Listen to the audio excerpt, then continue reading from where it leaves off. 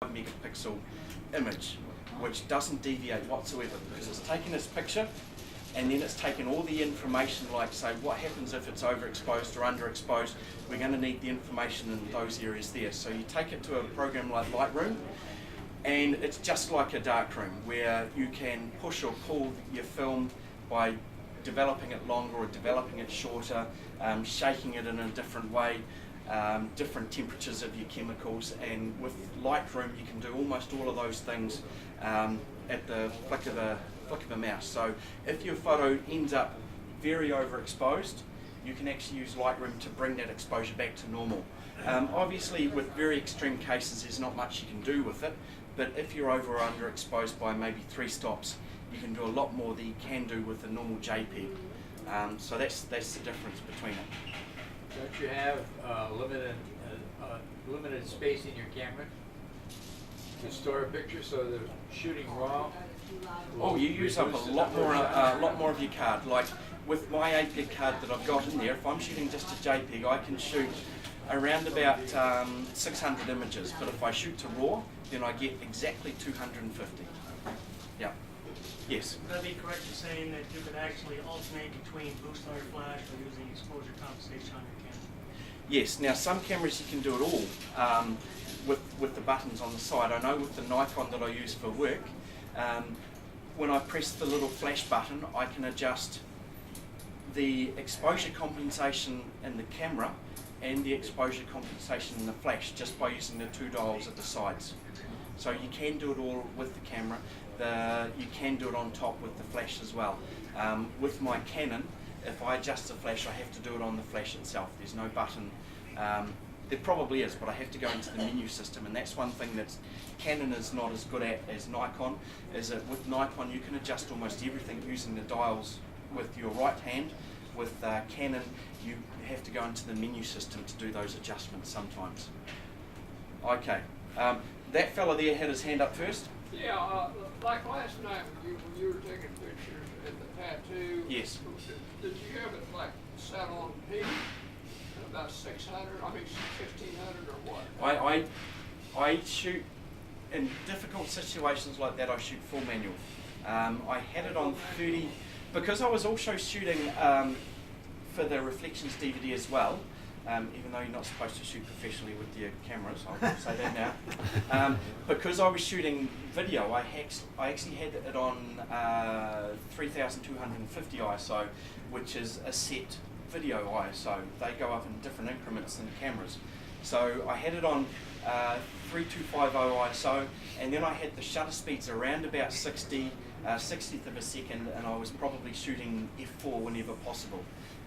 Really, really tricky lighting situations there, because a lot of the times those lights are situated into the middle and your surroundings stadium is dark.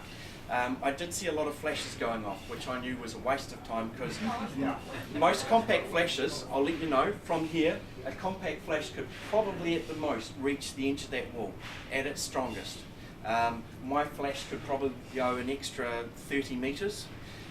If you're on one side of a stadium and your flash goes off, there is no way, unless you've got something very high tech that I don't know about, there's no way it'll actually reach the other side of the stadium. Because basically what happens is that the light coming out of your flash, for every metre it travels, it halves, and it's called the inverse square law. You don't need to know this because I'm not going to test you about it later on. But basically, the light to this gentleman here, if it was say 1 unit, the light to that gentleman there, it would be half the strength. And then the light to that lady in the back would be a quarter of the strength. So the light really falls off quite strongly as it goes further away. So with your flash, with your compact flashes, I would only probably use it to light someone from me to this gentleman.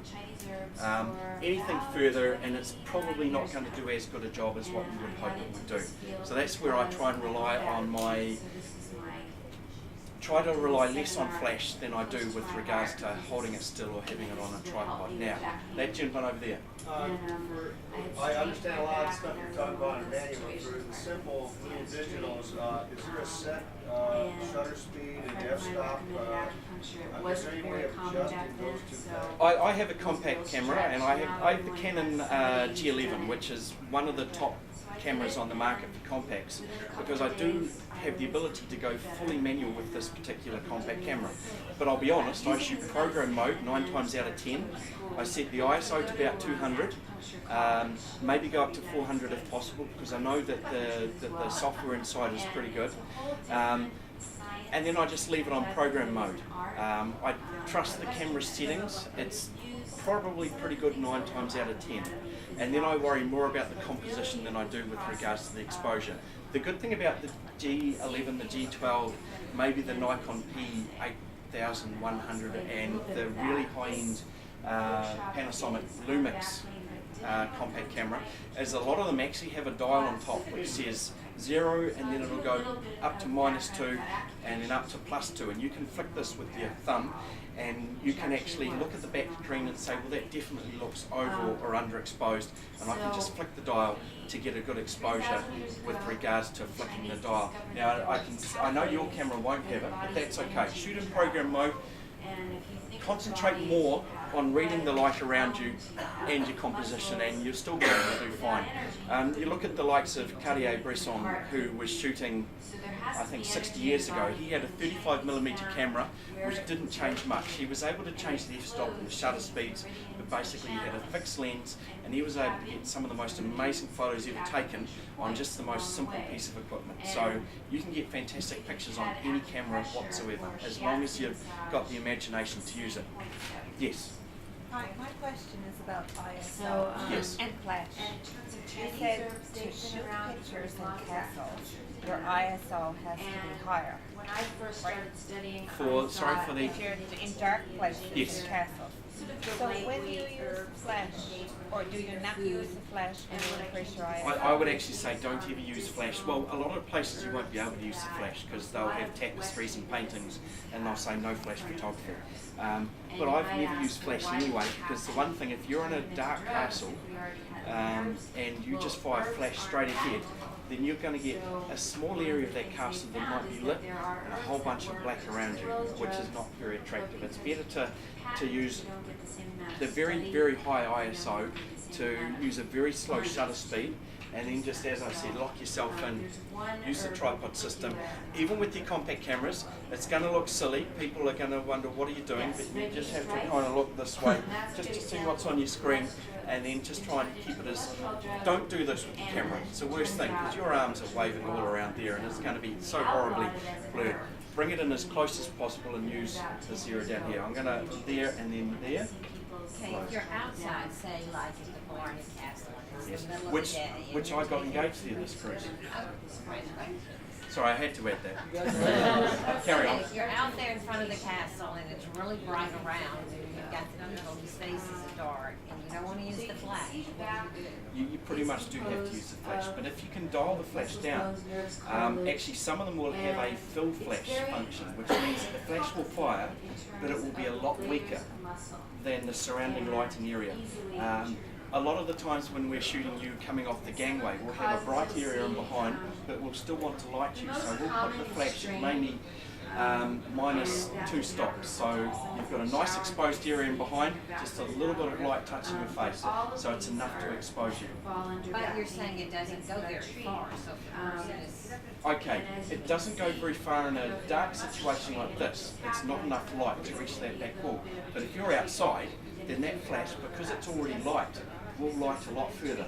Likewise, if you increase your ISO, then you will double the length at which the light will reach.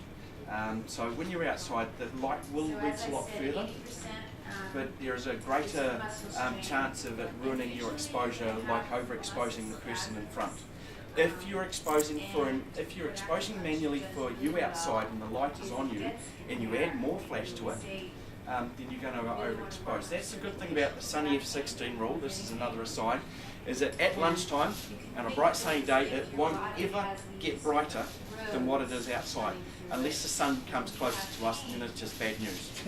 So it won't ever get brighter. So you won't ever have to worry about giving more light than that rule.